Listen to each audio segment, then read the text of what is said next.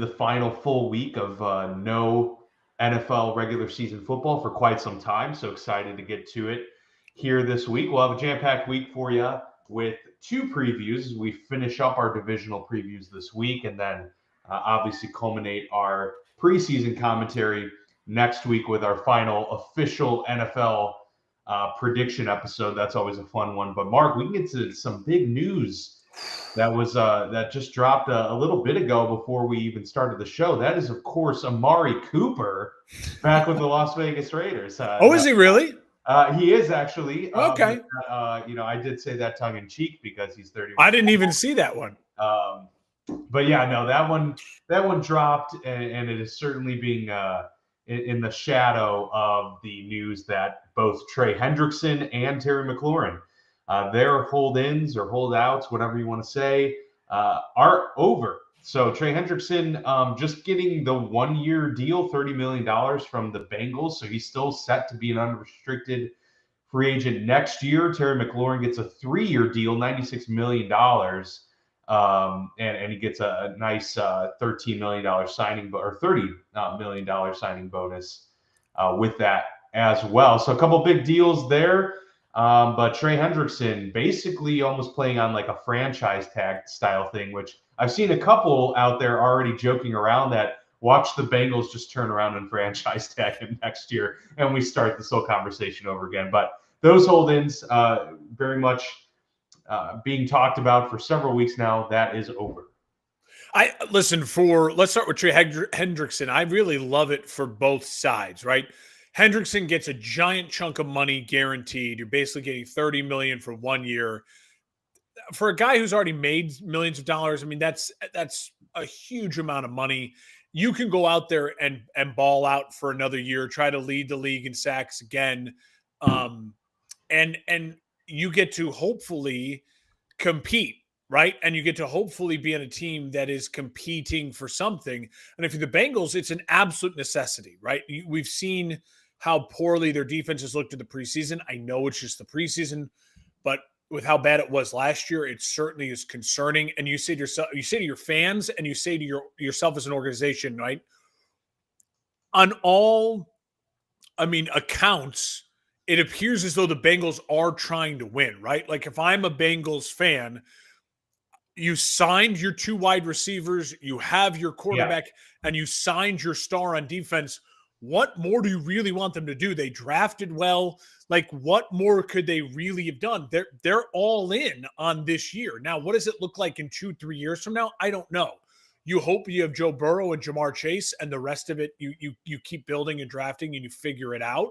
But right now, this Bengals team is kind of all in on this year. That puts pressure on the coach. That puts pressure on the players to go out there and get it done.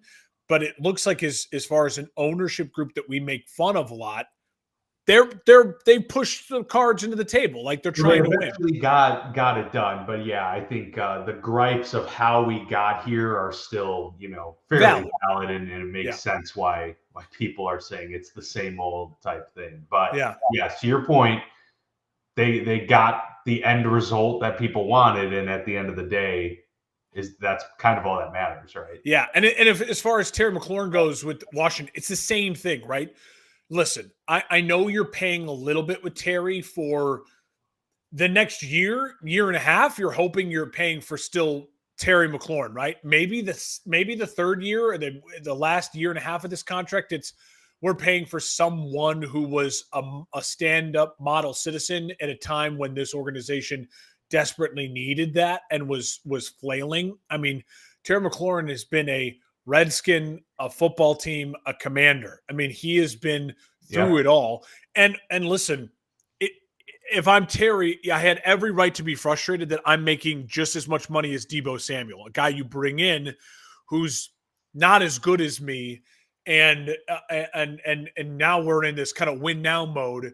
And it's not an insane deal. It's a very fair deal, right on par with a lot of other wide receivers and the money they're making, but it's not Jamar Chase money. So I think it makes a ton of sense for both teams. And listen, you're still not paying Jane Daniels for the next 2 years. In 2 years from now, yeah, you're going to have to negotiate that big deal with Jay Daniels. And then that money from Terry is pretty much gone and off the books. And you're probably looking to find him his next number one guy at that point in time anyway. So I think it's a great transitional deal while you still have a quarterback on a rookie contract and a team that, again, is oddly in this win now mode because you have a rookie quarterback deal going on and you're not paying him anything. It's a big year for Washington, and you needed to get Terry. Hey, you got a week and a half now. Let's ramp this thing up. That ankle feels a lot better today, doesn't it? And let's get to practice, right? Yeah, I mean, and this is a move that's not going to break the bank either. It's not like they're mortgaging anything to get this deal done. So it made all the sense in the world to just get Terry McLaurin back out on the field with Jayden Daniels, which is also very important for Jayden Daniels' continued development. When you have a unreliable in terms of availability wide receiver in Deebo Samuel, and then a still young and fairly unproven Luke McCaffrey, you need a guy like Terry McLaurin there to help steady those waters and keep you in that competitive spirit for the next couple of years. So great deal. Glad to see them get those done. A couple other news and notes. Since we didn't have an episode last week, Daniel Jones was named the starter for the Indianapolis Colts. I know you talked about this a little bit, Mark, in your preview. You were hoping, or at least, saying what you would have done would have been to start the season with Anthony Richardson, because it makes more sense to then go to Daniel Jones if things are falling off than it is to then reverse course and go back with Anthony Richardson. So now that you've had a little bit to digest this move, has anything changed for you, or do you still think that this is probably not the right decision to begin the year?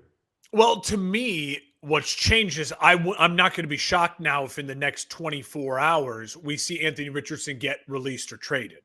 And that's it's very, now it feels very reminiscent. You think that this is a total ship has sailed type of situation? I think that how can you put him out there with any confidence, right? They're saying the right things, going, no, Anthony could, we still have plans for Anthony and blah, blah, blah. But how can you put him out there with any confidence? How can your organization look itself in the mirror with any confidence? I understand that, but can I counter real quick? Because I feel like we just saw this a year ago with Bryce Young. He's benched, and Andy Dalton's the quarterback, and you're thinking, okay, well, like this is it for this kid. Like, where's the turnaround going to come? He's been yanked multiple times, and now he's like official. The head coach is saying, no, we're not. We're not riding with him anymore. Then he comes back in and plays well. I'm not saying it's apples to apples. He was a number one overall pick.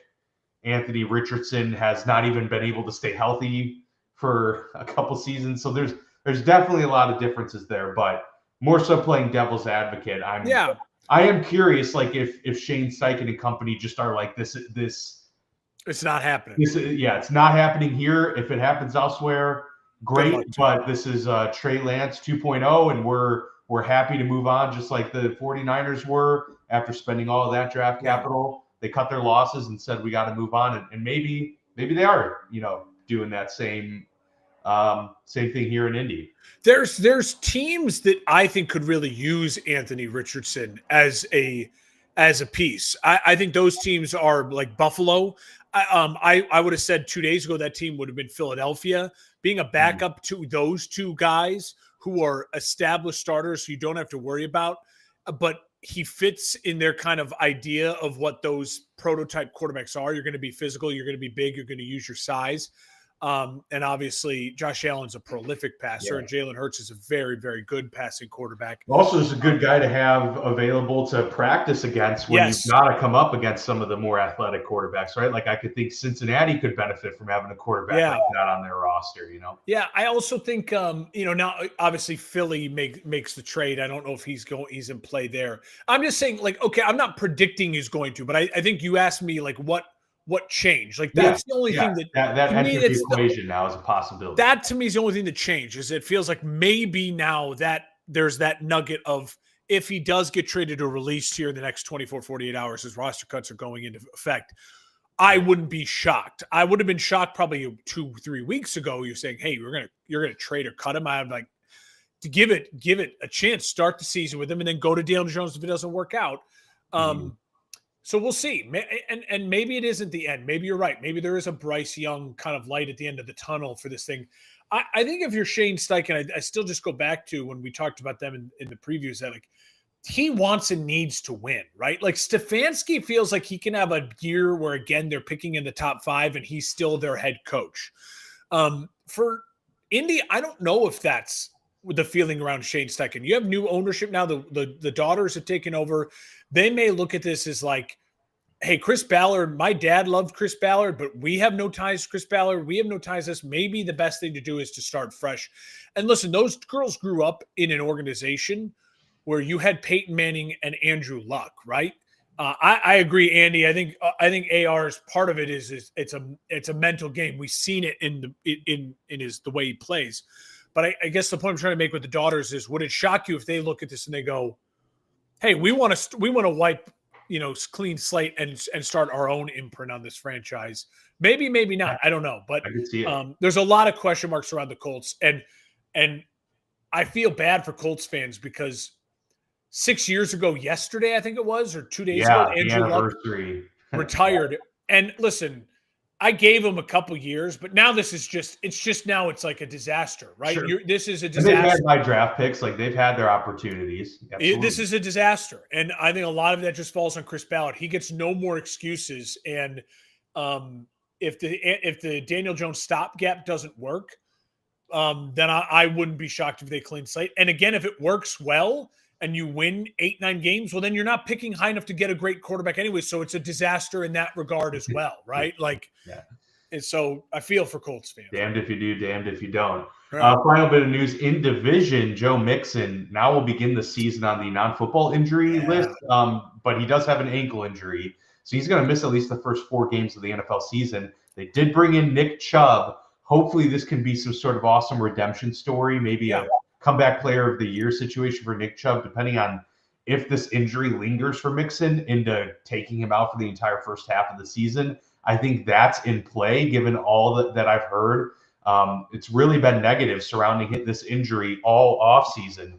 And so now that, it's a good thing that they got a proven back and Nick Chubb there. They still have Dameon Pierce and Daria Gumbawale. So they have some, veteran-esque NFL players in that backfield. But obviously with the season Joe Mixon had last year, and the last 2 years, a big blow. Yeah, this is just not what you want to see for sure for Texas. Yeah, listen, I'm with you 100%. I think, I think Chubb for the first 4 games, him being fully healthy, I think he can hold the water. And then you say to yourself, listen, Mixon, a mix of Mixon and Chubb, 2 really great veteran running backs who at their peak can still be 1,000-yard backs in this league for another year or 2. Like, all right, just give them both like the carries, right? And like they can spell each other.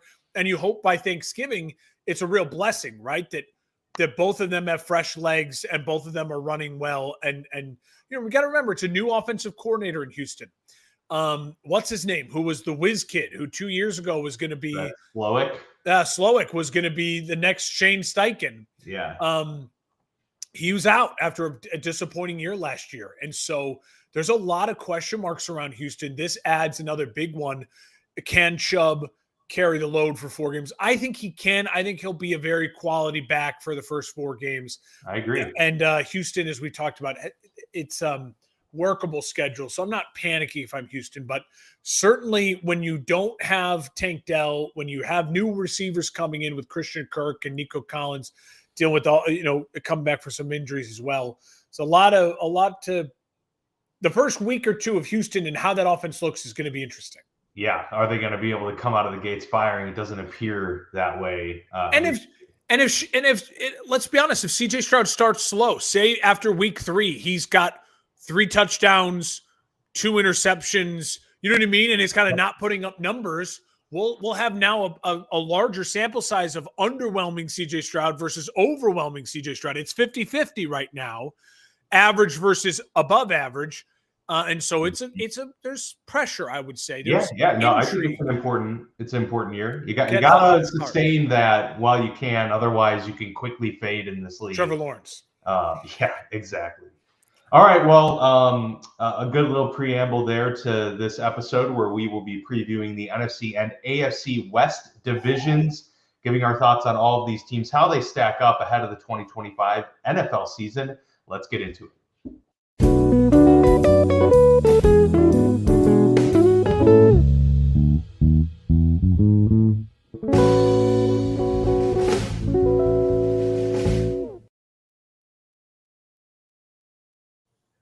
That's right. Bringing the intro back. I love it.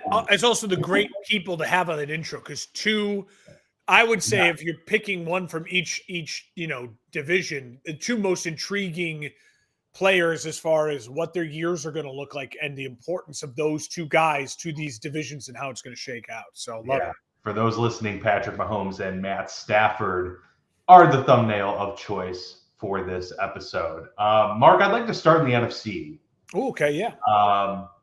And I do want to start with the Los Angeles Rams, if I may. The Rams. Really interesting team. This is a team much like the Bills that I'm not going to let my past judgments influence and stick to my guns. I'm going to have to reverse course here, just like I did with Buffalo ahead of last season, because I had said Buffalo was washed, and while they still haven't gotten over the hump to the Super Bowl, they were able to reach their ceiling yet again, and so I had to wear that one.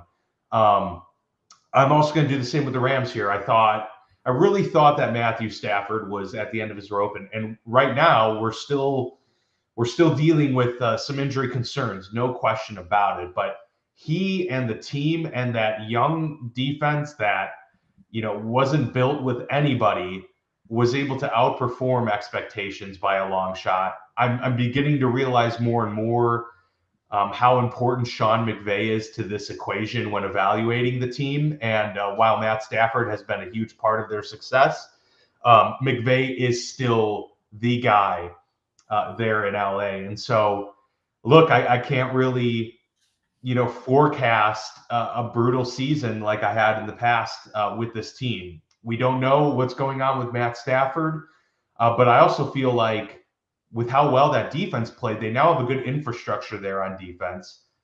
They really didn't have any notable losses in my view, Mark. Yes, Cooper Kupp is gone, but he is well past his prime.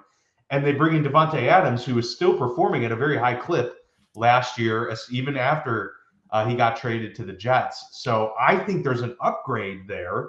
And now you have him with Puka Nacua. You have young tight ends. Kyren Williams is still a young, very important back to this equation. And they just won their division after a year in which, they did have to deal with a fair amount of adversity. So I think this all sets up kind of for Sean McVay to work his magic, even if Matthew Stafford has to miss some time. They have Jimmy Garoppolo. Stetson Bennett has actually, had a pretty decent preseason, and he seems like he could be a really long-lasting NFL backup in this league. So I think the spirits are relatively high there in LA outside of the Matthew Stafford discussion. Now, if he does end up missing the vast majority of the season, we're going to have to calibrate our expectations and have that discussion. But I don't really see things bottoming out. And I think the biggest reason for their success, perhaps, is how easy this schedule is. I mean, I was looking at, Mark, I haven't looked at Warren Sharp's breakdown because he has really good breakdowns on like the ease of schedule. I don't know where the Rams rank, but just based on looking at it, they've got to be in like the top 5 or 6 easiest schedules in the NFL, I would venture to say, ahead of this season. So I'm optimistic with this team, and they're really not staring down any big guns in the division. There's a lot of questions about San Francisco, which we'll get to later. And Arizona hasn't done anything to make you scared of them, and Seattle's got a lot of turnover. So this is their division to lose, essentially. So those are my thoughts on the I almost said St. Louis Rams, the Los Angeles Rams. What say you? Well, they were 10-7 last year, and I don't think there is a team that is more capable of going either 4-13 or 14-3 than the Rams, and it's all based on Stafford's back. I mean, this back injury is obviously been a major concern. 2 years ago, when I predicted the Rams were going to have a great year and then they fell off, it was dealing with the elbow injury all offseason, and the elbow lingered, and they had a bad year, a below average year, and they ended up getting Jared Verse and adding to that young defense. And then Stafford was fully healthy last offseason, and they had a great year, 10-7 in a brutal schedule, and they end up and almost beat the eventual Super Bowl champs. Of everyone who played the Eagles, they played them the toughest in the playoffs, and truly on the road in the snow. When you think the Rams should dolphin like the Dolphins do, they didn't. They really had a toughness since it's been the Stafford Rams versus the Jared Goff Rams of those early McVay Rams days. So the back injury is crucial. It's really crucial. Now, Stafford last year in 16 games, only 20 touchdowns, 3,700 yards. They were going through a lot of injuries with the wide receiver. Puka missed time. Cooper missed time. I think you're going to see, if he's healthy, those numbers bounce closer to that 27, 28 touchdowns, 4,000 yards with Nacua and Adams. Higbee's a very nice weapon. Tutu Atwell, wide receiver. I also expect, obviously, Kyren Williams with Blake Corum, a second year out of Michigan, get a little bit more run with this improving offensive line with Havenstein, Shelton, Avila. Very nice offensive line. It's recovered well since it was bad a couple of years ago after they had lost what's his name after the Super Bowl win. But Dan, I do want to mention Stafford is 23 touchdowns away from 400.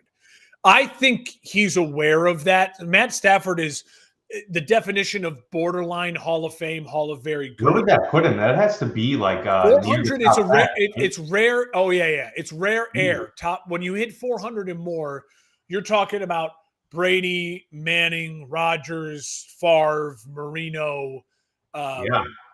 It's rarefied air, and so I think that would. He's already number 10 all the time. So that would put him in Big Ben and Marino territory. And so with the Super Bowl, with the 400, if this injury lingers, could this maybe be his ride off into the sunset year? You know what I mean? If they win the division, have a nice deep playoff run again, and he plays well, but the injuries catch up to him. I think this is a really nice fitting end, maybe could be to a Hall of Fame career, or maybe, who knows, the treatment's working and he's healthy. And I have a feeling the Rams are going to draft a quarterback next year anyways. Like, they're going to go invest. Maybe Stafford. I think they're going to first round. Yeah. Then maybe Stafford has a bridge year, or maybe he wants to go elsewhere. But I think there's a really important year for him in McVay and kind of a final run. That defense is really growing. As we mentioned, it was very good last year. I think it has a chance to be tremendous this year. Obviously, Jared Verse, Poona Ford, Quentin Lake, they have guys who are exploding onto the scene. The schedule is workable. Yes, they do have to play Tampa, Detroit, and Houston, but all of those games are in Los Angeles. They have an interesting stretch, weeks 3 through 7.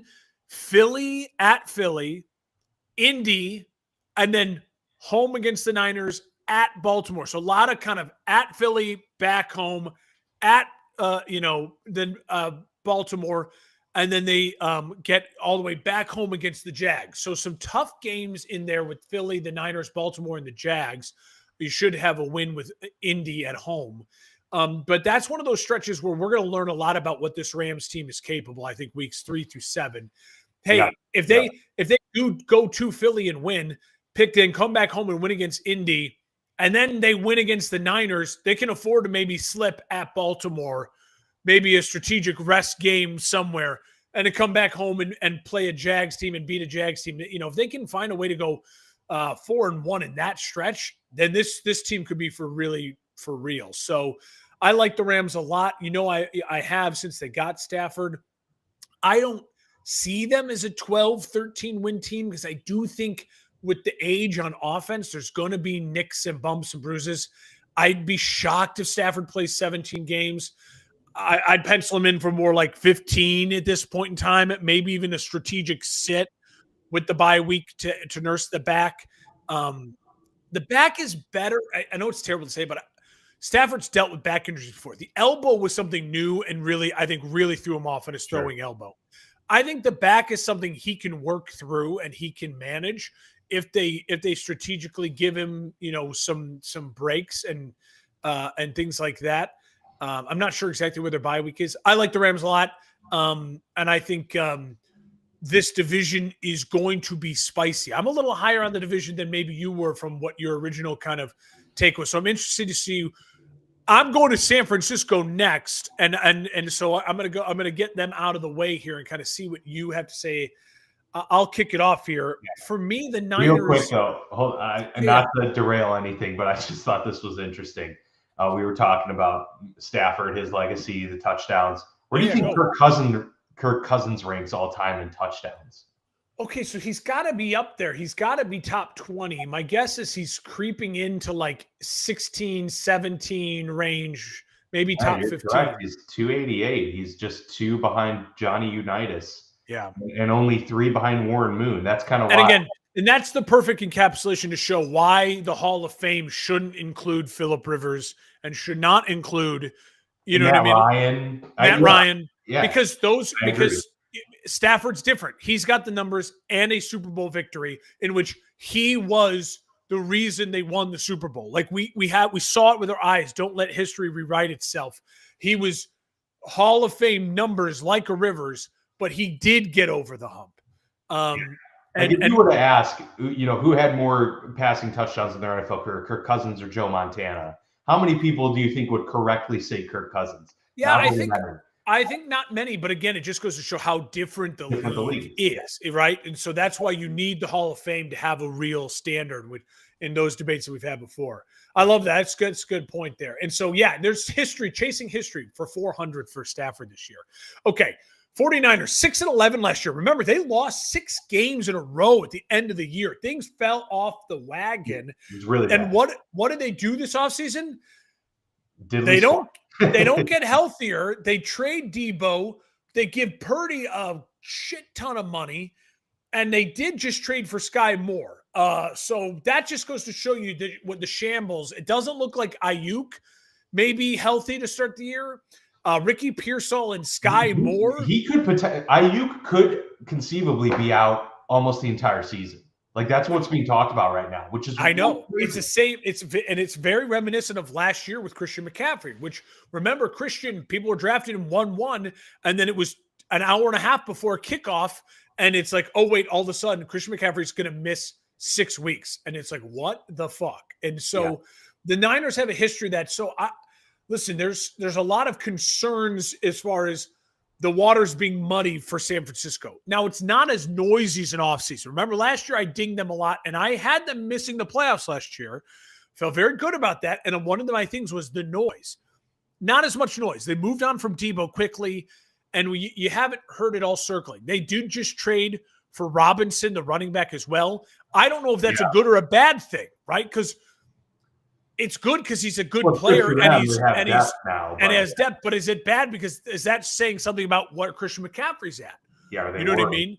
If they thought Christian McCaffrey was Christian McCaffrey 2 years ago, they wouldn't trade for a running back. You know what I mean? Yeah, the only thing I think is like they traded away Jordan Mason, coming into the year, and so they were already thin, and they had Isaac Guerrero. Yeah, but that's what saw from him. So my counter that would be, but that's what Shanahan does. He just takes a guy off the street, and in his system, it can be anyone. So the fact that they're trading for someone, I think, might be, again, a little nugget. It gives you pause. It's, again, throw it into just the confusion for me trying to predict what the Niners will be. Yeah. In 15 games last year, Purdy, 20 touchdowns, 12 interceptions, 3,800 yards. He did rush for 5 touchdowns, 300 yards rushing. He is sneaky as far as picking up first downs on 3rd and 5. Rodgers or Alex Smith. Yes. Yeah, very much so. Very much so. Listen, as far as weapons go, Robinson is suspended. Juwan Jennings is injured, and Juwan Jennings became the number one guy for them at the end of the year. Yeah. You do have Pearsall, as I mentioned, trade for Sky Moore. You have the two running backs, McCaffrey, who's, if he's healthy, he's still a top 5 back in this league and a top 5 weapon in this league. Luke Farrell and Juszczyk are very nice pieces as well. Obviously, Kittle is, to me, probably tight end number 1 in the NFL right now, him and Brock Bowers. He will be their top target. And Laporta. So there's plenty of guys, right, if everyone's healthy. Then I go to the offensive line. And Trent Williams, can he play 17 games? Again, I just don't think so. I think it's going to be a little bit like Stafford's year. If I get 15 games out of Trent Williams, that's a great year. Yeah. But again, the rest of that offensive line, McKivitz and people, like I'm just not sold 100% on this is the offensive line that Shanahan is pumped about to run his system. Now, they may prove me wrong, right? Like the Rams defense did last year. The young guys showed up. People can play well in a system, so I have question marks. I don't feel confident about it. On defense, still a lot of guys but a lot of guys you don't know anymore. Ufunga is not there anymore. Yes, you still have Michael Williams, Fred Warner, Bosa. I think the biggest get for the Niners in the offseason, Robert Saleh. No one's talking about that, but Robert Saleh coming back to them as a capable head coach who's now getting back in charge of the reins of that defense. I think he's going to be motivated as all hell. And if him and Bosa are healthy, if Bosa's healthy, Fred Warner's healthy, Robert Saleh fired up, I think that's great sign for the 49ers defense to maybe regain some of its teeth. They had a brain dump for sure. And as talent aged, it made that defense more susceptible. I think the defense takes a big step back in the right direction. Listen, the schedule, they're tough games. Rams twice, at Tampa, at Houston. So the Rams get those games at home. The Niners have to go at Tampa, at Houston. That's not that bad. If those are the 4 tough games on the schedule. I was going to say, I mean, I think they also are right up there with. Yeah, and Dan, listen to week 11 through 18. So if they are, even if they're injured at the end of the year, if they're battling for a playoff spot, there's no excuse to lose 6 games in a row when you have at Arizona, home against the Panthers, at Cleveland, bye week late, try to get healthy for a last-minute push, home against Tennessee, at Indy, home against Chicago, home against Seattle. No excuse for Brock Purdy and the 49ers to miss the playoffs. No excuse for them to miss the playoffs. With the defense and Saleh back, listen, you have Kittle, you have enough weapons, no excuse for this Niners team to not make the playoffs. 6-11 last year. They have got to be a double-digit win team with the way that season schedule ends and with their tough games being your in-division rival and at Tampa, at Houston. No excuses for the Niners this year. It wouldn't shock me if they're a 12-win team and a huge bounce back. I don't know if they're a great team, but I think their schedule's really easy, and they're a very good and well-coached team. Yeah, I love the exclamation point you put there because that was what I had in my notes was they ought to make the playoffs. Like they really should. And I know that's kind of crazy to hear given that's what we've come to expect from Kyle Shanahan and the 49ers. But last year was rough. They're still an old team, all things said. And I mean, to your point, I was almost more concerned about what they lost defensively than anything else because Hargrave was gone, Leonard Floyd, multiple additional losses on the D-line. Dre Greenlaw, like they lost a lot of dudes. Now, yes, they'll have Fred Warner back, who was dealing with lingering stuff all last year. It seemed it didn't have a great season overall. But what you said about bringing in Robert Saleh, that is the X factor there in terms of where they improved defensively. So hopefully he can be a guy to kind of come in there and even out what they lost in terms of dudes. And they did spend that draft capital, the first 2 picks, on the defensive line. So they're getting younger. They're trying to usher in the new wave and try and mitigate some of the complete veteran injury-plagued seasons that they've had recently. But it was still a big loss, and I was wondering coming into this year, the San Francisco's defense has been, a top 5-ish unit for several years now. Are we going to see them almost kind of crumble before they can fully get back? I don't know. I think with Robert Saleh, they probably don't bottom out like that. But as you said, it's probably a step back in terms of production for this defense. So they're going to need the offense to stay healthy, primarily the run game. I mean, yes, Kyle Shanahan can get a lot out of dudes just because of his scheme, but we've seen it. I mean, with CMC not on the field, with not Deebo Samuel not on the field, Brock Purdy is not the guy, at least he hasn't been to this point, to completely put a team on his shoulders and say, we're going to elevate and we're going to, get beyond this. So they're going to need the run game to be a healthy run game all year long. And they're going to need Jauan Jennings or Pearsall to really take that next step to be the dude, because you're not going to be able to just rely on Kittle being your top target, especially when you have to, rely on his blocking so much as they do as well. Final point for me going off of that is I'll say this. I'm very critical of Brock Purdy. And my criticism of Brock Purdy just goes to the fact that I would, if I was a general manager, would never pay a guy who doesn't have one or two A+ all-world traits.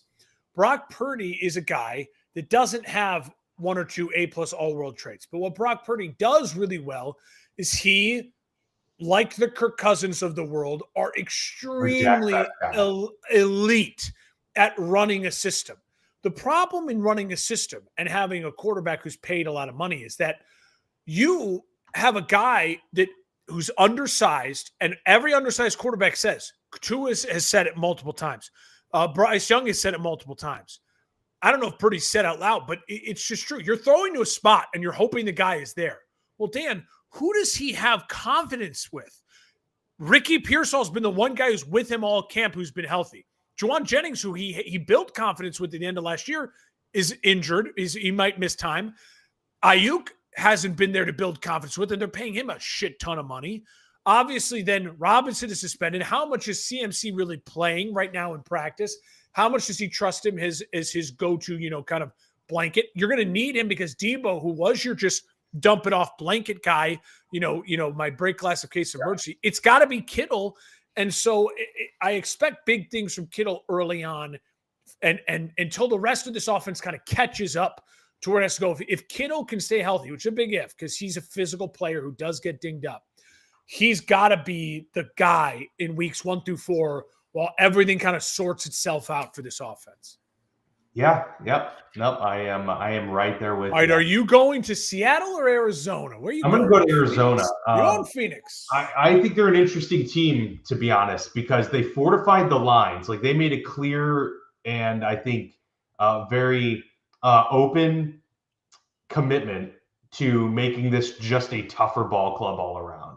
And even went and got the veteran guys like Calais Campbell and stuff it seems like they're trying to build the culture, but also just trying to get huge in the trenches. I mean, Walter Nolan, that was a great pick. Calais Campbell you bring in, who's going to give you some solid snaps. Josh Sweat, Dalvin Tomlinson. They're bringing big dudes. And so, Gannon, this is the year where we're going to have to see the actual consistent leap, because I think that we saw steady production overall from the defense, but he's the defensive guy. They've got to be better than just a steady force. And now that they've, given draft picks to it and, another a full offseason under his tutelage, now we need to start seeing the fruits of this real quick. And obviously, and I lead with that because the obvious is Kyler Murray. This team goes wherever he's going to take them. I think we've seen enough to know that Kyler Murray is not going to be the guy that's the leader and the Tom Brady trade or the Peyton Manning. He's not that. But is he talented enough to work when they've got a bunch of dudes and the defense is keeping games tight? Yes, I think if things are going well and the environment is set, Kyler Murray is extremely talented, and I think he can have a lot of success. So it's really going to be, is he working with Gannon? Is he going to live up to, the expectations that are set before him within that system? And if so, then I think this team could be really good. But this team could also fall flat because of Kyler Murray as well. So he's kind of the wild card X factor that I think with this team entirely.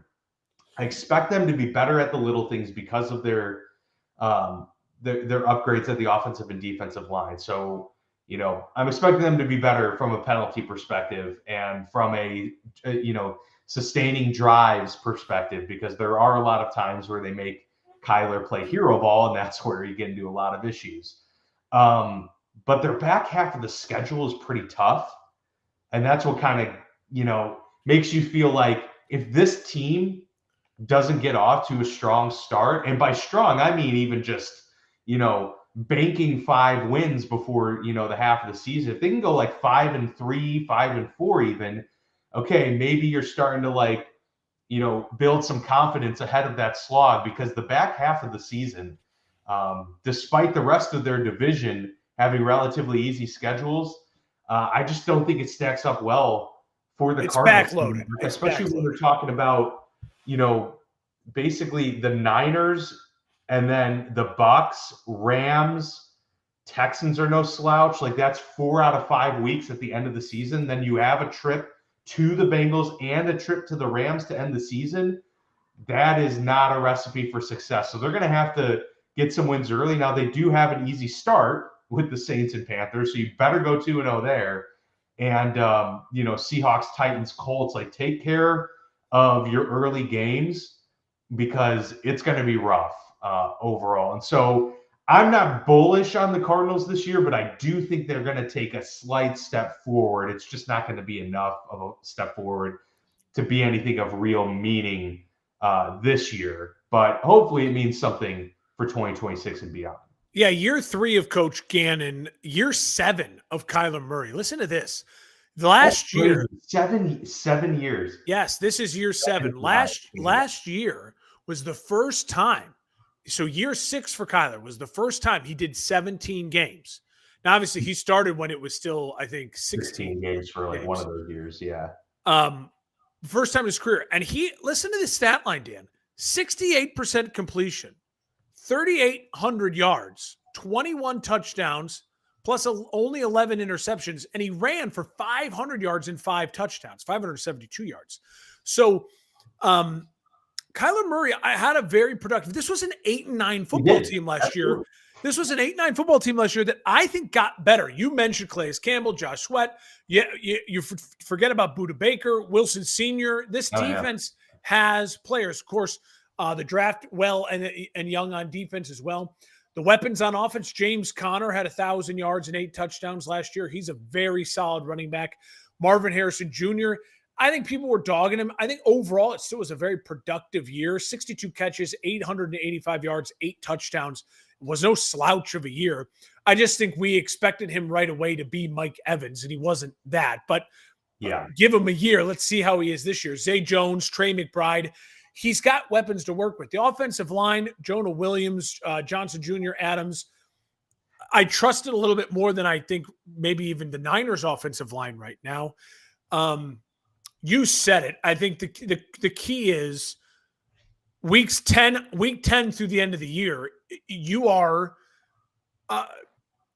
let's be honest, you're not going to be favored in a lot of those games, probably any of those games, depending on if you beat the 49ers in week 3. If you beat Seattle in week 4 and you start the season 6-0, because it's really capable. You have Tennessee, Indy, Carolina, New Orleans. If you can take care of business in division against the Niners and Seattle early, maybe before Seattle gets rolling with Darnold and you're at home, and maybe before everyone's healthy back for the Niners, Ayuk and all that, week 3, and you're on the road, you steal a win. This is a team that could be 6-0. I don't know if it'll be fool's gold, but if they can get to that type of start, I think they can find maybe a way to win 10 games. I think that's the ceiling for this Cardinals team, though. And I'll say this about Kyler Murray.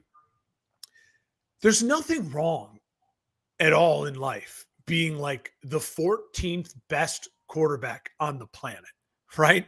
Yeah.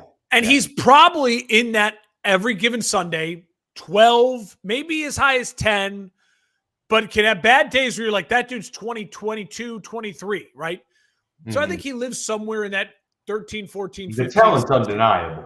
There's nothing wrong with that. It is an incredible accomplishment for a guy who also could be a pro baseball player right now.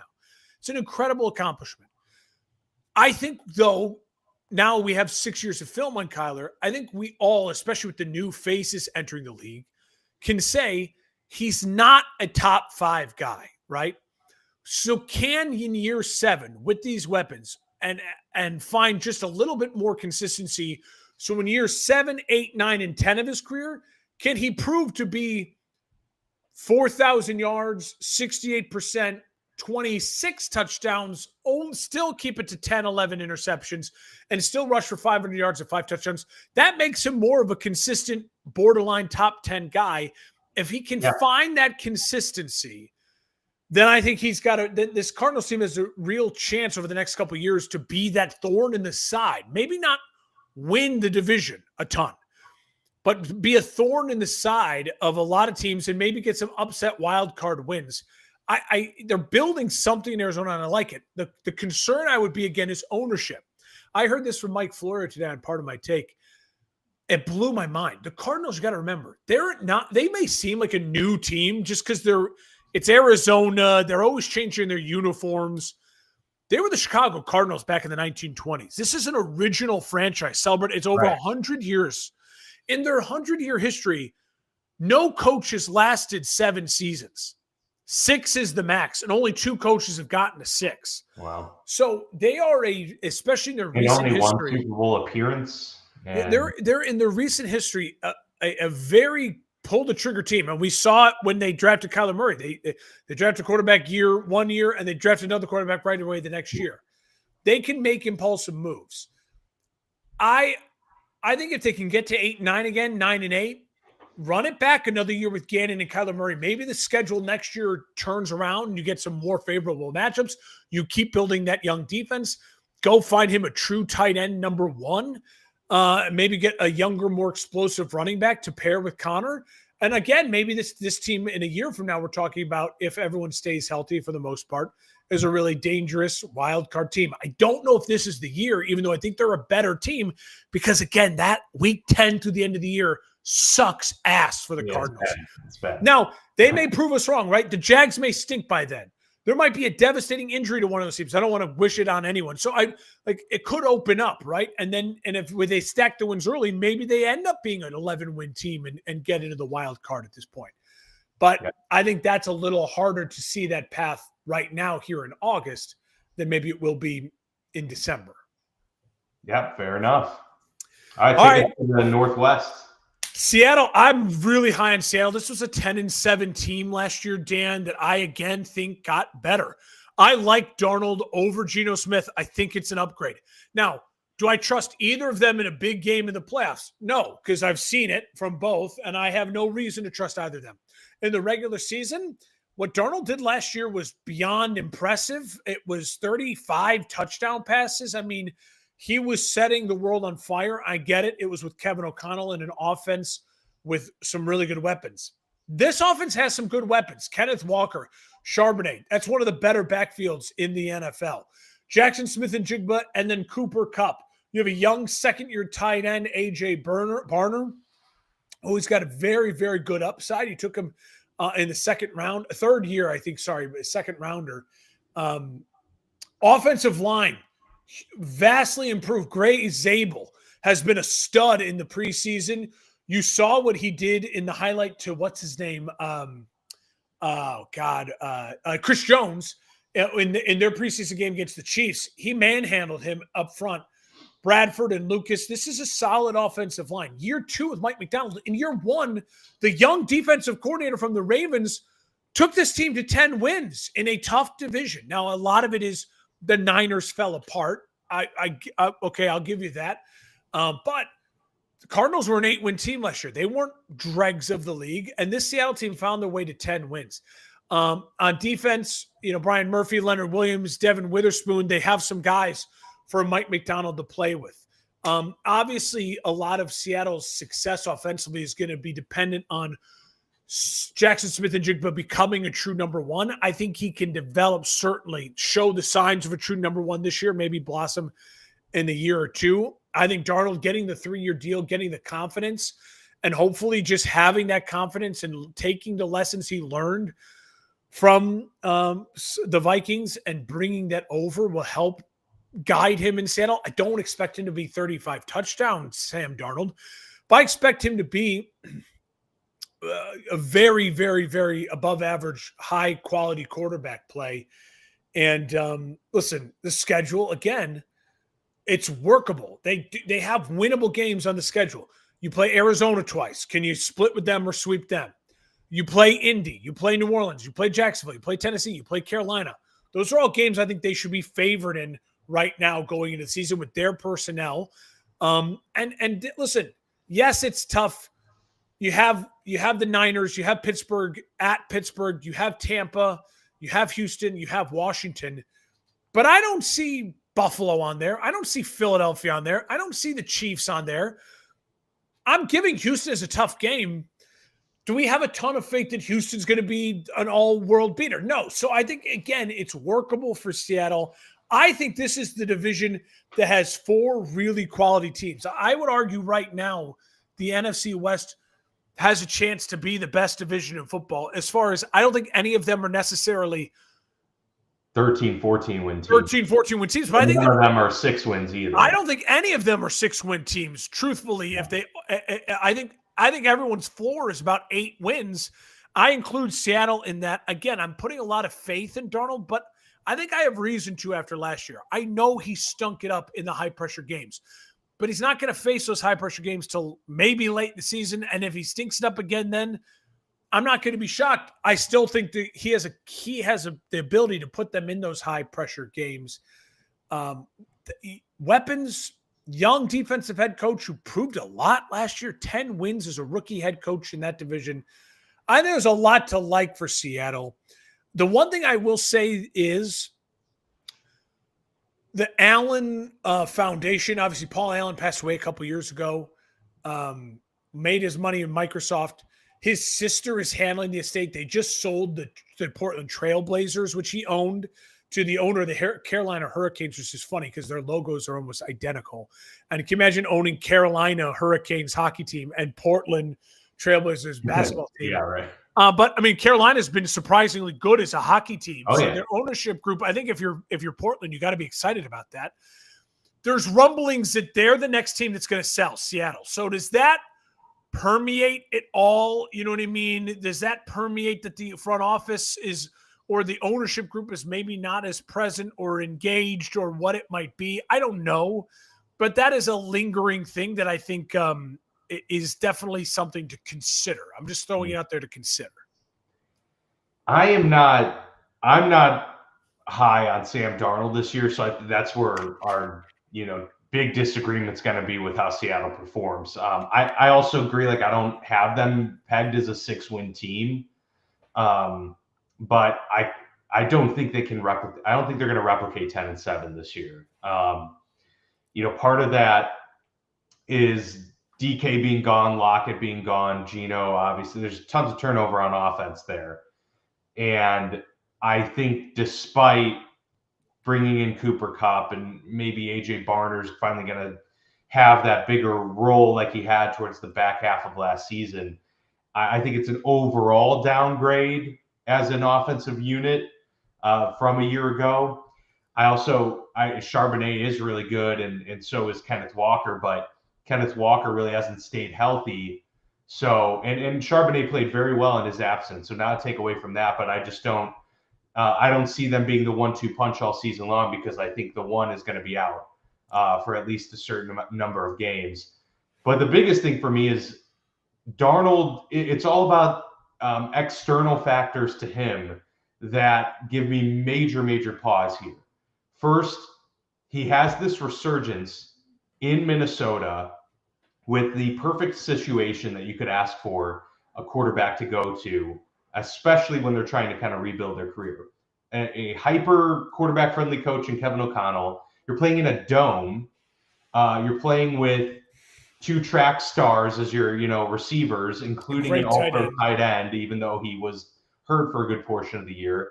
Really solid run game, and one of the best defensive coordinators to help keep you in games as well. I think it was an absolute perfect situation for Sam Darnold. And to his credit, people can be put in that situation and not perform well or just perform averagely. And he was well above average. I think a lot of things will have to go right in this situation here in Seattle, tougher conditions, and with fewer weapons, I would argue, to throw to, and not a offensive minded head coach to boot. I think a lot of that stacks up against them, and with all the newness, yes, do they have a super tough schedule? Not really, but the tough parts of their schedule are in the first half, and how quickly can Darnold and company get acclimated to each other?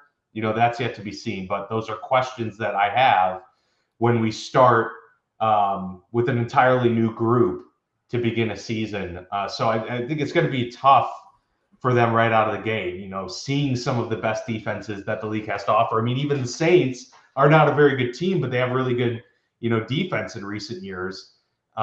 So those are my big questions. I'm not high on Seattle, but I take your whole point about the West, and I think you're correct that they're going to be one of the better divisions in football just because of what they are top to bottom. Yeah, there's no team in this division that I think should be picking in the top 5 of the draft next year. Right, agreed. And that says something about the quality of the play. Listen, I think, Darnold is a huge question mark. I don't blame you for having that feeling. We'll see. I think the defense is what I'm looking out for. I think Mike Macdonald, year 2 with this personnel, I think it's going to be all of a sudden you'd be like, wow, they're playing fast. It looks like a Ravens defense that he was in charge of. And if they can get something to feel like that in that division against a 49ers team that I don't trust the offensive line right now, and they don't have a ton of weapons. We're going to say, I think it's going to be every divisional game between these teams is going to be really hard to pick. It's going to be really hard when we're making our predictions for the record. It's going to be really hard. All right, where are you starting us in the AFC West, my friend? Actually, I'll let you kick it off because I think you kind of were given Seattle there at the end, so I'll let you start our run. I'm starting with the 15-2 Kansas City Chiefs, the defending AFC champions.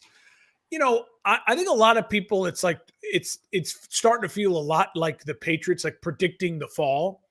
The difference is you got to remember,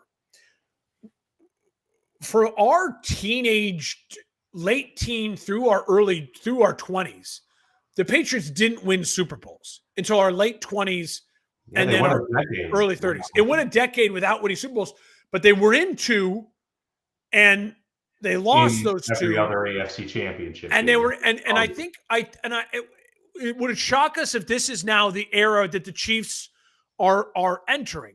I don't think so at all. I think the Chiefs, again, they absolutely are going to be I think they should be favored in this division. I think they absolutely should be favored to be playing in the AFC title game. This was a 15-2 team last year, Dan. I don't see how they got worse. Now, Mahomes, here's something I think is really interesting. Okay, let me point out some interesting things. Again, they won 15 games, and these are red flags. 26 touchdown passes for Mahomes. His lowest since 2019. That year, he only played 14 games. He was sacked 36 times in 2024, by far the most in his career, I think by like 12 sacks. The offensive line kind of fell apart. They have reworked that. You have Jawan Taylor, you have Trey Smith, and Creed Humphrey. The right side of that offensive line should be really, really solid. Creed Humphrey is maybe the best center in football. Trey Smith is a top 3 or 4 guard in football. The left side, Mike Caliendo, year 3 out of Western Michigan. Big dude, but he's a little bit of a question mark. And then they draft Josh Simmons, the first rounder from Ohio State. He's got all the measurables to be your left tackle, right? 6'5", 310, big dude. So I think the offensive line by October should gel, and that left side should survive. They can lean on the right side. And listen, there's no one better in the league than Andy Reid at making sure he's hiding his weaknesses. What I would like to see from the Chiefs this year He also had 3,928 passing yards. That was the lowest in his career, even lower than in 2019 when he only played 14 games. So he didn't hit 4,000 yards passing. I'd like to see the Chiefs get back to being the explosive Chiefs that jump out on people. And it's just like, where did this come from? A whirlwind of offense. And I think they have early on in this season the pieces to do that. Rashee Rice is going to play at least the first 4 games. Then the suspension could be handed down. Then we'll get the ruling of what the suspension will be. We don't know. They could say it's for next year. They could say it starts right now and it's the whole rest of the year. They could say it's 2 games, 4 games. We don't know. But for the first 4 games, you have Rashee Rice. You do have Xavier Worthy and Hollywood Brown. Juju Smith-Schuster is there as well as a veteran. And then you say to yourself, Pacheco and Hunt, 2 quality backs. But I don't think anyone is expecting either of them to go for 1,000 yards. They're going to share the workload. It's very much irreplaceable. 1 in, 1 out, doesn't really matter. Fill that void. Travis Kelce had 97 catches, 823 yards, only 3 touchdowns. Well, that's because Noah Gray has really come on. He had 5 touchdown grabs to them, 40 catches, 437 yards. Still crazy that Kelce caught 97 passes. Together, were 5-yard passes. Together, your tight end production, 137 catches, 1,250 yards, and 8 touchdowns. So the tight end is still extremely valuable in this offense. I think you'll see Noah Gray take another leap up, maybe get closer to 50, 500, 5 touchdowns. I think you'll see Kelce drop that number of receptions down to maybe in the 80s, in the 70s. You'll see that number of reception yards maybe float lower to like 650 to 750. But I think you'll see him get involved in the red zone because I think he's got some touchdown milestones coming up. I think you'll see him maybe production as far as more of the red zone goes. I'd like to see the Chiefs go back to being explosive. And I think that means Andy Reid trusting Andy and trusting a little less of Matt Nagy. The Chiefs have felt they got little Matt Nagy'd last year in the offensive. I mentioned it throughout the season where it's just nothing but quick, weird things happening near the line of scrimmage. Yeah. Go man on man, beat a guy off the table, and let the best quarterback in football use the talent that God gave him. And Mahomes, again, this is year, 9 for Mahomes? So, like, he's seen it all now. So we're getting into that era for him. Defensively, obviously, Spagnuolo, one of the top 3 defensive coordinators in the league. He's fantastic. Karlaftis, Chris Jones, Tranquil, Bolton, Chenal, McGuffey. Their defense is very, very solid. Very, very solid. The schedule, listen, they have tough games. Philly. Yeah. They get Philly and Baltimore at home. They get Detroit at home. They get the Commanders at home. They get the Houston Texans at home. They only have to go to Buffalo, and we know they can play at Buffalo. So, listen, you're going to get that home field advantage that the Chiefs have really well. I would not be surprised if they win at Buffalo, lose at home against Philly, win at home against Baltimore, win at home against, maybe Detroit, lose at home against the Commanders, win at home against Houston. If they can find a way to work through that, then you have to do what you do as the Chiefs, what you've done in Patrick Mahomes' whole career. Take care of your division. He's one of the most elite quarterbacks against his division. The division's getting better. We're going to talk about it coming up. I still think very highly of the Chiefs. I think people predicting the Broncos and the Chargers to beat the Chiefs, I'll let them stick their neck out. I ain't picking the Chiefs to lose this division until I see them lose this division, until I see someone knock them off the throne. It's a 15-2 team that I think in a lot of ways is just as good, if not better, of a football team. I don't know if they're going to win 15 games, but would it shock you if they did?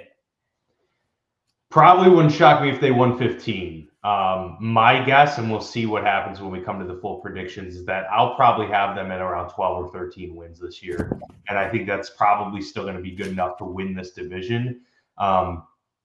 This division is really good. I mean, if we're talking about, the other divisions where there might not be a full the Raiders we'll talk about. I don't even know if their floor is super low given the Pete Carroll effect and everything else, but it's a good division. I would like to go to Mile High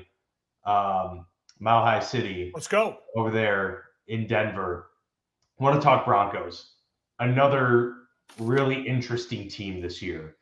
And as much as I'm not a personal fan of Sean Payton and his style of coaching, got to respect what he was able to do in such a short turnaround, given the constraints that Denver had on them with the Russell Wilson contract and a lot of other just poor roster construction. To have such a quick turnaround, you got to give him props. And what he's been able to do in molding and working with Bo Nix, credit to both of them. Bo Nix had a season that not many predicted last year, 29 touchdowns.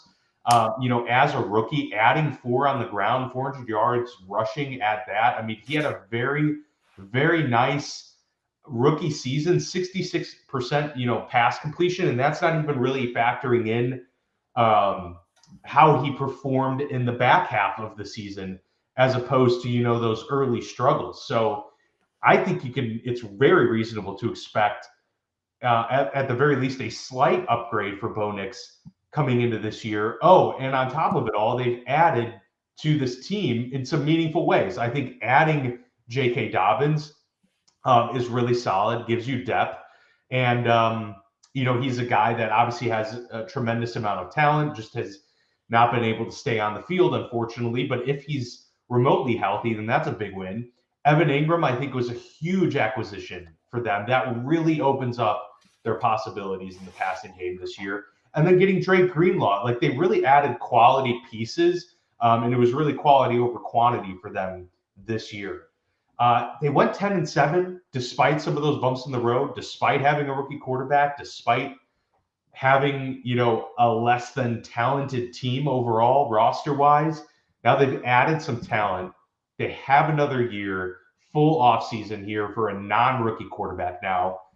I think, 10 wins almost appears to be the floor for this team, given what they're going into this year and given their schedule. Here's the big thing that stood out to me about their schedule. It's something that I look for when I'm looking at Miami or some of those other rookie quarterback schedules types of things. I always look at what are their road games like and where are they? Almost all of the Broncos' road games are either on the West Coast, so not far travel and not intense weather whatsoever. It's pretty much all California, or they're in domes. So they get the benefit of not having to deal with hostile weather, and they get all of their, skill sets at max capacity on these road games. Oh, and then on top of it, they play at home in one of the most hostile stadiums that you could imagine. So I think that is kind of an X factor as well in this season. They have kind of a soft landing when it comes to these road matchups for a still young quarterback, and have, that benefit of being a team that hosts games in a very difficult environment. So that was just kind of the icing on the cake for me. But those are my general thoughts on the Broncos. High on them this year, and really interested to see how this offense evolves even more in year 2 under Bo Nix. Yeah, Dan, you nailed everything there. I would add R.J. Harvey, the rookie second rounder out of UCF, the running back. Cortland Sutton is a true number 1. And then Marvin Mims, another guy that you're probably going to see another step forward. Mims and Vele, both really solid. And then you add Pat Bryant, the rookie third rounder from Illinois, who's a stud, who looks like he could be working his way into becoming the true wide receiver number 2, opposite of Cortland Sutton, maybe by the end of the year. So there's a ton of weapons when you add Evan Ingram. There's a solid offensive line, Bowles and McGlinchey, 2 really good tackles. The defense, Greenlaw and Hufanga, they just take the Niners guys, say, come on over. Exactly. Pat Surtain is still there. Bonito had 13.5 sacks last year. He's a guy that is a name you don't recognize, but a really elite defensive player as far as getting the quarterback. Yeah, they have tough games. You play Kansas City twice. They do have to play Cincy. They do have to play Philly, Houston, Washington, Green Bay, the Jaguars late in the year. Yeah, but some of those key games are at home. So yeah, you play the Chargers. You play the Chargers twice. They're one of the hardest teams for me to try to, as far as wrap my head around, as far as what their floor. I agree with you. The floor should be 8-9 wins, because on paper, with Sean Payton and what Bo Nix did in year 1, it's just on paper, it would be shocking to me if they're not winning a lot of games. I do think there's something, though, to Bo Nix is interesting. I do think there's a sophomore slump is going to hit someone, right? I would argue that Caleb had just a solid rookie year. There's no slumping from his rookie year, right? Like I would argue that Penix Jr. good enough of a year, like Penix Jr. and May, same thing. Like I don't like predicting a sophomore slump for them. It's just weird because it's like, well, they didn't really have like a, you predict a sophomore slump for guys with a good year. So you have Jaden and you have Bo Nix. I wonder, Dan, he rushed the ball 92 times for those 430 yards. That is a lot of rushes for only 430 yards, which means Bo Nix is taking hits. He's putting the ball in his hands a lot. And what's different about Bo Nix versus Sean Payton versus Drew Brees, right, is, well, Drew Brees protected himself entirely. And Drew Brees knifed and dinked and dunked you to death. So I'm wondering what the catch-up will be. What will the league having, the division, Andy Reid, Harbaugh, they have a year of footage now with Nix and Sean Payton. Obviously, Sean Payton and Nix are going to get in the lab. They're going to try to improve, right? New schemes. But a lot of it is you are who you are. And so I wonder if teams are going to just be more prepared now for what the Nix Payton thing looks like and how to defend against the Nix Payton thing. Now, good luck, because again, a ton of weapons and a really good defense to boot. So I'm holding my breath. I kind of just want to put them again at 10-7, and I don't know where the chips will fall. Yeah. But maybe they are 10-7 again, but they feel better, right? And that probably will be because Nix won't have Nix had such a bad start. The 12 interceptions, I think 6 of them were the first 3 weeks. Like, so it's like, right. Yeah. So as long as he doesn't have a start like that, you're going to just feel better about them anyway. So Denver's a fascinating team. They're going to be a one to watch for sure. No question. All right, let's go to Vegas. Oh, okay. We'll end on a more fun note with the Chargers, because and that's not even to say I think Vegas could be really surprising to a lot of people this year, but not in the way that they're in the playoffs or blowing the doors off of anybody. But I just think that with such low expectations, they might have quite a surprising output. Like maybe they're last year's Broncos, Maybe they're a team where you're not really, no one's really thinking about them or feeling too great about it. But, you insert Pete Carroll, you insert a competent quarterback in Geno Smith. You give a lightning strike in the backfield in Ashton Genty, who, most expect at least to be very much like what Bijan was just a couple of years ago coming out of college, a surefire producer at the running back position. I mean, sometimes all it takes is a couple little tweaks like that, and they're not even, the Carroll thing isn't little; it's significant. I mean, he's a culture builder. But a few things like that can really do a lot to turning things around. Their biggest problem is the problem that we talk about with a lot of just the teams that have performed towards the bottom of the league for several years. There's just not talent on the roster. It's very thin. You've obviously got guys like Max Crosby on this team. You've got Brock Bowers. Jacoby Myers, I just saw requested a trade today, so we'll see how that works. Because I think they already basically said no. Like, he's just not happy. Yeah, and then minutes later, the Amari Cooper news breaks that they went and got him. Not expecting much out of the Amari Cooper return, but they've got talent on this team in terms of offensive weapons. It's just not really too much on defense, not much on the offensive line, although they have, started to rebuild that over the last couple of years. I just think overall, Mark, vibes are kind of feeling under the radar. And this is a team that I think can just surprise people to get to 7 wins, 8 wins this year, be kind of a spoiler for some teams late in the season. They won 4 games last year. So I just don't see them bottoming out once again, given the talent, given the fact that they didn't lose anybody in my view, of significant note. And they just kind of added some veterans, some solid players. They got Alex Kappa. He's injured, but he's Oh yeah, he is. That's right. So there you go. But I just think overall, it's a team that's going to surprise some people, and maybe on the verge of turning the page. When you look at their schedule, I mean, they have the Colts, the Titans, the Jags, the Browns, the Giants, the Cowboys, the Patriots, the Bears. Like, you look at it and you say, there's no reason why they can't win some of those games, if not the majority of those games. Now, I also could argue with their offensive line, with Kappa especially being injured, it's not great. I also could argue that besides Crosby and Devin White on defense, it's a lot of who, what, where, when, how, why. And Devin White even has had his struggles. And I could argue that, even with Amari Cooper, now you add him with Brock Bowers, Jacoby Myers, the receiving core is not ideal. And Geno is been quality, and it's been good, but again, it's not been Baker Mayfield. You know what I mean? Like, I would even argue that it's not been Baker. It's not been 40 touchdowns. And there's a Mostert and Gentry. They have pieces, they have weapons, but you have a new head coach, new quarterback, new running back. And this is really the first year now that Brady is also putting his fingerprints on the team.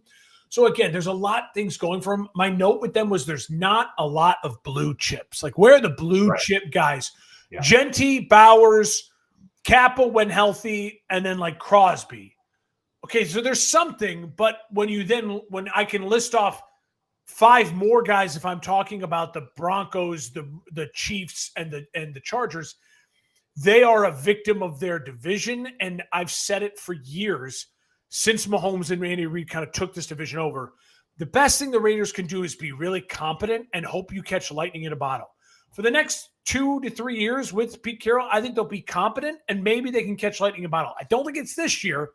Maybe with another draft, another free agency, it's next year, and then we'll see if they move on from Carroll and Geno and where they go from there. Yep, totally agree. All right, the San Diego Superchargers. Put them back in San Diego. They deserve to be back. Year 2 for Herbert and Harbaugh, the H Bros. 6th year for Justin Herbert. Year 6 for Justin Herbert. Listen, this stat is so interesting. 23 touchdowns, only 3 interceptions for Herbert. But Dan, listen to this. 504 passing attempts. Okay.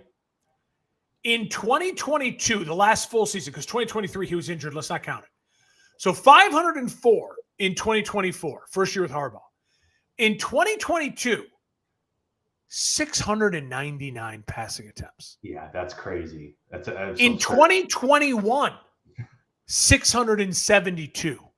And as a rookie in 2020, 595. So he threw less passes by almost 91 with Harbaugh. That is an immediate culture changer, and it's why they were 11-6. It's why they made it to the playoffs, and it's why it's shocking that when they got to the playoffs, they made him throw a bunch of times and he threw a bunch of interceptions and all unfolded. They lost themselves. So that's on Harbaugh. You've got to change that. But Dan, listen, you add a Marion Hampton, you add Najee Harris. I think Najee Harris will get healthy at some point in time, and he will be an X factor. I drafted him in like the 14th or 15th round of my work fantasy draft the other day as a total flyer. I'm like, I think Marion Hampton's going to be the starter out of the gate. Yeah. It's not going to happen that way. He'll be a change of pace guy, and then he'll probably take over at some point in the season. And then Ladd McConkey, Will Dissly is tight end number 1. Quentin Johnson and Keenan Allen. There's guys. It's not ideal, but there's guys. And in a division where the wide receivers are just not great overall, except for Cortland Sutton, he's by far the best wide receiver in the division. And he's not, for a whole division, that's pretty weak. And he'd probably struggle to make your top 10, right? Like he'd be like, yeah, you could put Cortland at 10 over, so-and-so. Yeah. I don't worry too much about that. I will say, Dan, all eyes is on the offensive line. Rashawn Slater, obviously gone. You move Alt to left tackle. I think he'll be a very good left tackle because he's a very good football player and a very good right tackle. Trey Pipkins III is who is at right tackle. Godspeed to Trey Pipkins III. You know that teams with now one thing this division has is pass rushers and defensive line. So good luck to Mr. Pipkins III. The defense, Dan, no Bosa this year. That's going to be weird. He's in Buffalo, but you still have Derwin James. You have Khalil Mack, Tart, he needs to step up. Agbanigi. You know what I mean? Larry Ogunjobi, is that Ogunjobi? No, I mean maybe, I don't know, but he needs to step up. You knew it was going to fall apart at some point in time. No, he plays for the Bills anyway. I don't know. And Dan, it's all I know is they drafted him high and he needs to step up. Olujawari maybe is Ogbonnia. Ogbonnia. Ogbonnia. Yeah. Ogbonnia. So Dan, for me, when you talk about the schedule, listen, Kansas City twice, you play Washington at home, you play Houston at home, you play Philly at home, you play Minnesota and Pittsburgh at home. There's a lot to like, but the end of the schedule is tough because the end of the schedule is Philly, Kansas City, Dallas, Houston, Denver. So, listen, I like the Chargers a ton. The Rashawn Slater injury just kills me. If Rashawn Slater is healthy, then I think this Chargers team is a real contender for the Chiefs. Will have that to worry about them nipping at their heels.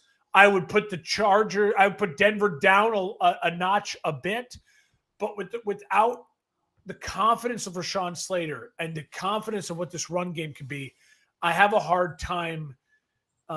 It's going to be a lot of, we got to wait and see. If the offensive line holds up and they're able to just pound the rock, then this Chargers team will win 11 games again. And I think they'll have more confidence going into the playoffs this year than they did last year. Yeah, I agree with a lot of what you said. The big fear for the Chargers is it's kind of very similar with the Steelers situation. You're never going to fully bottom out with Jim Harbaugh as your head coach, but their ceiling, because of the way they play football, their ceiling is going to be limited. They're not going to be blowing the doors off of people very often. It's going to be a lot of controlling the ball, controlling the clock, dictating the game. And then you have the benefit of having a very talented quarterback. So that is going to give you an opportunity to, cash in on some big plays every now and then and potentially go toe-to-toe in a shootout. But that's not really how they want to play. That's not the structure of their team. So that is the question. Like, you have to win all of the close games if you're going to play that way. And I think they can and will, because that's John Harbaugh's a fantastic head coach, or Jim Harbaugh, fantastic head coach, who gets that out of his players. And Justin Herbert's talented enough to overcome some situations that they're going to run into in a normal, NFL season. But that's the thing. Their ceiling is probably never going to be 15 wins in my view as the Chargers, but their floor is never going to be probably below 9 wins moving forward, barring any significant injury to Herbert or, someone else. So that's kind of, where I stand on that. Really quickly to end this, to wrap it up. How many guys come off the board before you take Herbert as your starting quarterback? So for me, I think we know the core four: Mahomes, Allen, Lamar, Burrow. We're taking them before Herbert, right? Yep. I'm taking Hurts over Herbert probably.